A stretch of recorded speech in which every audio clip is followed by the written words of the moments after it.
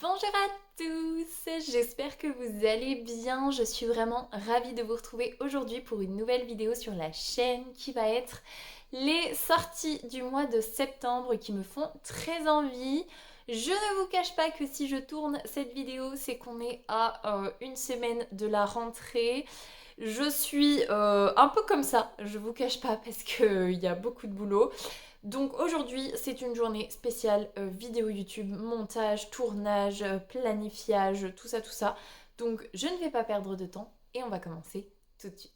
Alors, la première sortie, c'est Save the Dates d'Alicia Garnier qui sort le 2 septembre aux éditions Eden.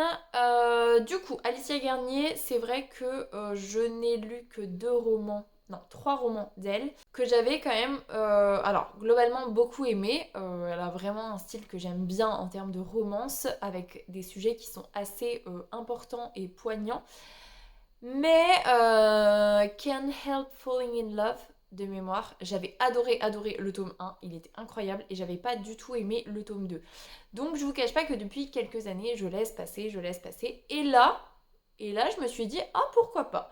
Puisqu'on va être sur une romance de ce que j'en ai compris, Enemies to Lovers, donc ça me tente plutôt bien parce qu'on n'est pas sur lui qui est horrible et elle qui va finir par tomber amoureuse. Ils sont juste en concurrence au niveau de leur boulot et ce que je trouve trop bien, en fait c'est ça qui m'a trop décidé, c'est qu'ils travaillent dans un magasin de jouets à New York. Et en fait voilà, j'avais vraiment envie de cet univers de magasin de jouets. Il y a un côté très féerique, très enfantin, très nostalgique aussi. Donc voilà, j'ai pas mal envie de découvrir ça. De ce que j'ai cru comprendre, c'est un one shot, en tout cas j'espère. Donc ça peut être vraiment très très cool. Et au niveau du résumé, ce que j'ai vu aussi, c'est qu'en fait à chaque fête nationale, on va dire, à chaque événement où leur travail va augmenter au vu de cette fête, et ben du coup va se passer quelque chose dans leur relation qui va faire qu'elle va évoluer. Et voilà, j'ai très envie de découvrir ça, donc ça sort le 2 septembre et je pense que ça peut être lu cet hiver puisque j'imagine que Noël devrait faire partie intégrante des fêtes. Pour un magasin de jouets, je pense que c'est une des fêtes les plus importantes, donc ça peut être pas mal cet hiver. À voir si j'ai le temps de le lire, si ça me fait toujours envie à ce moment-là, mais en tout cas, voilà, le nouveau roman d'Alicia Garnier sort le 2 septembre. On passe au 3 septembre aux éditions Fleuve, et cette fois-ci, donc je le lirai pas en papier, j'attendrai qu'il sorte en version audio, mais c'est La route du diable de Franck Tilliez et Caleb Traskman. Du coup, dans cette histoire, on a une jeune fille avec son petit ami qui ont disparu il y a 1 an sur la route du diable. Et 1 an plus tard, la mère de la jeune fille, le père du jeune homme, accompagnés de 2 influenceurs, vont reprendre cette route pour essayer de découvrir ce qui leur est arrivé en fait. Et il va y avoir tout un engouement au niveau des réseaux sociaux avec les 2 influenceurs qui viennent. Et voilà, je trouve l'idée vraiment trop bien d'avoir un parent déjà de chaque côté au niveau du couple de base, d'avoir 2 influenceurs avec les réseaux sociaux, tout ça, tout ça. Je pense que ça peut être pépite, mais comme vous le savez sans doute, c'est le genre de roman que j'écoute, donc je me dis pourquoi pas en fin d'année, ça peut être assez chouette. Même si j'aurais tendance à dire que La route du diable, c'est plutôt un roman d'été, j'imagine. Donc peut-être plutôt l'année prochaine en fait. Ouais, peut-être l'année prochaine. Et puis comme ça laissera le temps qu'il sorte en audio. Mais en tout cas, si vous avez envie de le lire en papier, il sort le 3 septembre. On passe très très très rapidement sur la prochaine sortie, puisque je vous en ai parlé au mois de juillet. Je vous en ai parlé au mois d'août. Et visiblement, c'est repoussé, c'est repoussé, c'est repoussé. Donc, le 17 septembre, aux éditions Roncière, sort le tome 1 de L'héritière stellaire d'Amalie Howard. Et donc, les 3 premières phrases de ce roman, c'était une élue bénie par les étoiles, un prince hanté par ses secrets, un dieu prisonnier des ténèbres. Voilà. On passe très vite, je vous en ai parlé en juillet, en août, je vous en reparle pour septembre. J'espère, je croise les doigts, qu'il sortira au mois de septembre. Mais de toute façon, c'était pas une priorité.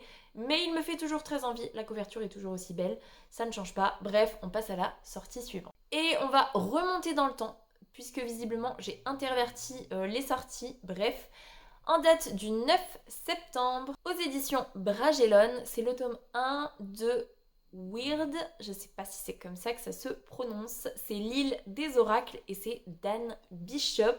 Alors celui-ci, la couverture elle est sympathique mais elle m'a pas tant attirée que ça, mais quand j'ai vu que c'était Anne Bishop, je me suis dit allez, on y va. Anne Bishop, c'est l'auteur, et là j'ai un trou de mémoire, je vous mets la couverture ici, de cette série de Bitlit vraiment incroyable que j'ai adoré avec les prophétesses de sang, avec des métamorphes, avec des sortes de vampires qui n'en sont pas vraiment mais un petit peu. C'est un truc écarlate ou ivoire ou je n'ai plus le nom de la saga mais que j'ai très envie de d'écouter je pense parce que j'ai très envie de relire mais pas le temps de relire. En tout cas, j'avais vraiment adoré parce qu'on sortait déjà de ce qu'on a l'habitude de voir en Bitlit. Il n'y avait pas du tout le côté érotique qui rentrait en ligne de compte puisque je crois que c'est sur le tome 5 qu'il y a un vrai rapprochement. Mais sinon, il n'y a aucune scène érotique dans cette saga. Ce qui est assez incroyable puisque en Bitlit, c'est quand même assez présent, même des fois beaucoup trop présent. Là, c'était trop bien. J'ai envie de dire Lettre écarlate, mais c'est pas Lettre écarlate. Meg Corbin, c'est ça le nom de la série, c'est Meg Corbin et après bon c'est les titres de tous les tomes, bref, tout ça pour dire que le nouveau roman d'Anne Bishop sort du coup le 9 septembre et du coup on est sur une île, voilà, où c'est vraiment une île où les gens viennent pour s'amuser, pour prendre du bon temps, mais aussi frayer un petit peu avec les arcanes qui sont un petit peu maîtresses du destin, de ce que j'ai compris. Et on va suivre une inspectrice qui va venir enquêter sur un pistolet fantôme. Voilà. C'est pas forcément le résumé qui m'attire de fou, mais en fait, j'ai tellement surkiffé Meg Corbin que je me dis, j'ai envie de découvrir Anne Bishop sur autre chose. Et là, ça a l'air d'être un truc qui sort aussi un petit peu de l'ordinaire, donc pourquoi pas, à voir. Je sais pas quand est-ce que je le lirai, c'est pas prévu sur cette fin d'année, qui va arriver beaucoup trop vite, mais bon, bref. En tout cas voilà, il sort le 9 septembre et je suis quand même assez curieuse de découvrir le résultat. On passe aux éditions Calix, toujours le 9 septembre, avec un tome 2 qui est indépendant du tome 1, avec Uncharmed de Lucy Jane Wood. Donc là, c'est le tome 2, enfin, tome 2 indépendant de Rewitched. Je ne sais pas du tout, ça ne se prononce pas comme ça, je le sais que ça se prononce pas comme ça, mais celui-ci, je vous l'insère ici, qu'on m'a trop conseillé. Il y a l'une d'entre vous qui m'a vraiment dit que niveau cozy fantasy c'était trop bien. Je suis allée lire le résumé du coup du tome 1. J'ai vite fait regarder si c'était les mêmes noms de personnages, mais non visiblement, donc je pense vraiment que c'est indépendant, c'est juste dans le même univers. Au niveau du tome 1, on a une sorcière qui est un peu débordée et qui n'a pas le temps de s'occuper de ses dons. Sauf que son 30e anniversaire approche et si elle ne découvre pas sa valeur, voilà, elle va perdre tous ses pouvoirs, donc aidée de sa mère, d'un mentor et d'un protecteur, elle va essayer de trouver justement cette valeur-là. Et on est sur un truc très cosy, tout ça. Voilà, j'ai très envie de le découvrir parce que déjà, il est magnifique. D'ailleurs, le tome 2 est magnifique aussi. On m'a vraiment dit que c'était un roman de cosy de fou. Donc, j'ai envie de le découvrir. Est-ce que j'y arriverai d'ici la fin de l'année ? Je ne sais pas. On verra bien. En tout cas, sachez que le tome 2, qui visiblement est indépendant, sort le 9 septembre. On reste en date du 9 septembre, mais cette fois-ci aux éditions HarperCollins, avec un tome 2 également. Et c'est La pâtisserie des bébés dragons d'Ate Créchi. Je ne pense pas que ça se prononce comme ça. On est sur le tome 2 du Café des bébés dragons, dont je vous reparle très prochainement puisque je l'ai lu cet été au mois d'août. C'était ma première lecture du mois d'août, que j'ai somme toute très bien aimé. Pour moi, ça peut être totalement un one-shot et s'arrêter là. Donc peut-être que je lirai La pâtisserie. Cette fois-ci, on est sur le point de vue de Lavinia et Théo. Donc j'imagine qu'on verra encore nos personnages du tome 1. On est vraiment sur une ambiance cosy, et puis les bébés dragons, ils sont trop mignons, ils sont trop attendrissants, on a envie de leur faire des câlins à longueur de journée. Je ne sais pas, si un jour j'ai envie d'une petite cosy qui se lit très très vite, qui va bien, qui est attendrissante, c'est un vent de fraîcheur, je sais que c'est globalement une valeur sûre. Est-ce que pour autant je le lirai? Je sais pas, je me le mets sous le coude. euh, mais voilà, en tout cas, sachez que je vous en reparle bientôt, mais le tome 1 était vraiment très très bien. Encore une fois, le 9 septembre, mais cette fois-ci aux éditions Moonlight, sort, et là je vais lire parce que c'est beaucoup trop long, L'agence de rencontres pour créatures surnaturelles, c'est un tome 1, et c'est Amour et malédiction en effervescence de Kelly Sinclair. Alors là, en fait, tout est dans le titre. On a une jeune femme qui doit avoir 22 ans, qui a une agence de rencontres justement pour créatures surnaturelles, donc des pixies, des sirènes, tout ça, tout ça. Mais elle cherche un petit peu comment dire, de piment dans sa vie parce que c'est un peu trop plan-plan. Elle adore en fait créer des couples surnaturels, mais voilà, elle c'est trop plan-plan. Et en fait, comme le titre l'indique, elle subit une malédiction qui fait qu'elle ne peut pas avoir de relation en fait. Alors je sais pas exactement dans quelle mesure, mais elle peut pas avoir de relation. Et en fait, un jour, elle va du coup croiser la route d'un inspecteur puisqu'il y a un pilleur de tombes de... Alors je sais plus comment ça s'appelle, mais de couples vraiment surnaturels spécifiques. Donc j'imagine qu'il y a une petite magie qui découle de ces couples-là. Et donc il y a un pilleur de tombes. Et bah voilà, j'imagine que l'inspecteur et notre personnage principal vont faire équipe pour découvrir qui est le pilleur de tombes. J'ai très envie parce que le résumé est vraiment tourné de façon humoristique, donc je pense que ça peut être très sympathique, très drôle. Je pense qu'on est aussi sur de la cozy fantasy, mais un petit peu version enquête. C'est pas ce qui m'attire le plus, mais là je sais pas, le côté agence de rencontre, créature fantastique, enquête, pilleur de tombes, inspecteur, jeune femme qui essaye d'éviter la police aussi, ça me fait très envie. Donc voilà, je pense que ce sera lu. Est-ce que en fin d'année ça me donnera envie? Je suis pas sûre. Je pense que c'est plutôt une lecture d'été pour moi. Mais en même temps, ça me fait envie maintenant. Si ça se trouve, j'aurais plus du tout envie l'été prochain.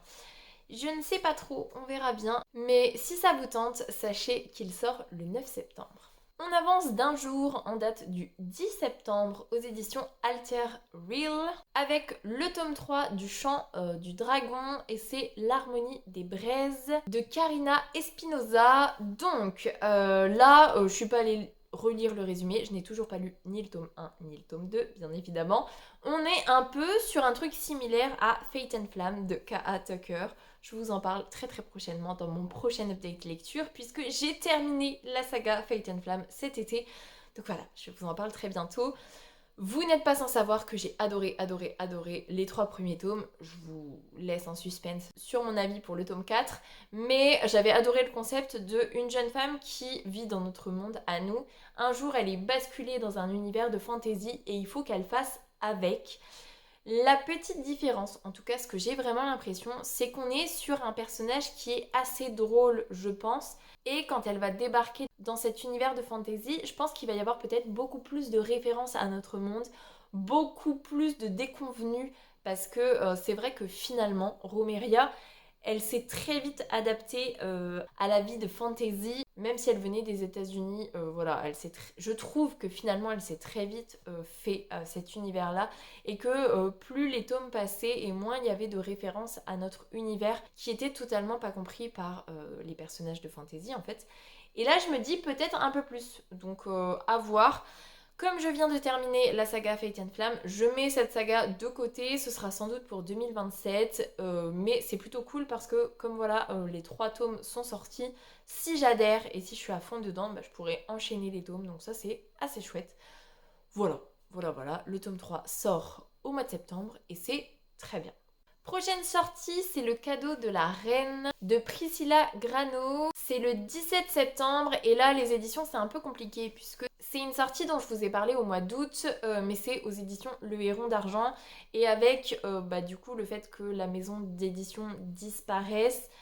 Je sais pas trop, la sortie apparaît pour le mois de septembre, je suis allée regarder au niveau de la FNAC, tout ça, c'est aussi stipulé que ça sort vraiment le 17 septembre aux éditions Le Héron d'Argent, je sais pas trop. En tout cas, ce qui est sûr, c'est que ça me faisait très envie, j'y repense encore régulièrement, donc je me dis peut-être pour cet automne, si vraiment il sort, après peut-être pas.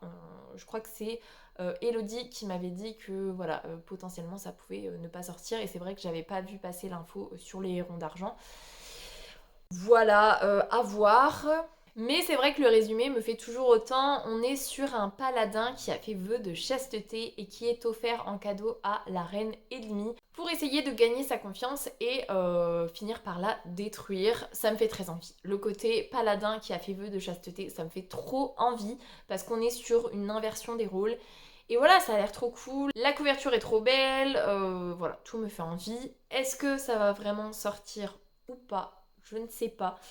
Je croise les doigts. Pour l'instant, ça a l'air de quand même être prévu pour le 17 septembre. Mais en même temps, pas sûr. Donc bon, bref, on verra bien. Et enfin, dernière sortie qui me fait très envie en date du 24 septembre aux éditions Ozu. C'est Le Maître de Noël de Victor Dixen. Je n'ai absolument pas lu le résumé parce que c'est du Victor Dixen. Je fais totalement confiance à Victor Dixen. Mais là, ce qui m'a titillé, c'est qu'on est sur une fantasy de l'Avent. Je n'ai encore jamais lu de roman de l'Avent, je crois. Là, le fait que ce soit Victor Dixen, que ce soit de la fantasy, je me dis franchement pourquoi pas, ça peut être trop cool. Donc peut-être que cette année ce sera la bonne et que je lirai un roman de l'Avent. Et quoi de mieux que de commencer avec un Victor Dixen. Voilà, il n'y a rien de mieux, je pense. Donc voilà, globalement j'ai fait le tour des sorties qui me font très envie pour le mois de septembre. J'en ai peut-être oublié, j'en ai peut-être laissé passer. Depuis que j'ai préparé cette vidéo, peut-être qu'il y en a d'autres qui ont popé. Mais c'est pas grave, 10 sorties, c'est déjà largement suffisant pour moi. Bon, en sachant qu'il y a des sorties dont je vous parle depuis quelques mois, parce qu'à chaque fois c'est repoussé, voire même peut-être des sorties qui ne sortiront jamais. Bref. Je vais vous laisser là-dessus.